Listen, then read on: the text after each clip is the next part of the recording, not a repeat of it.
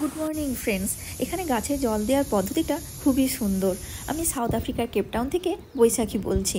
গাছে এত সুন্দরভাবে জল দেওয়া হয় বলে ফুলের কালারগুলোও খুব সুন্দর, মনে হয় যেন পুরো কেপটাউনটা ফুলে মোড়া আছে।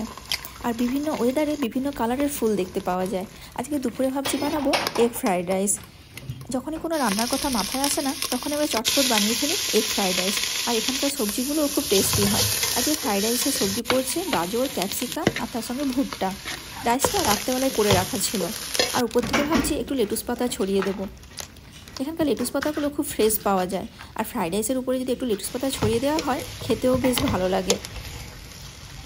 দেখতে দেখতে সন্ধে হয়ে গেল। আজকে যেহেতু পূর্ণিমা তাই চাঁদটা একটু বড় দেখতে পাওয়া যাচ্ছে। আজ রাতে ভাবছি বানাবো হেক মাছের ড্রাই চিলি ফিশ। ওই জন্য ফার্স্টে পেঁয়াজ আর ক্যাপসিকামটাকে কুচিয়ে নেব,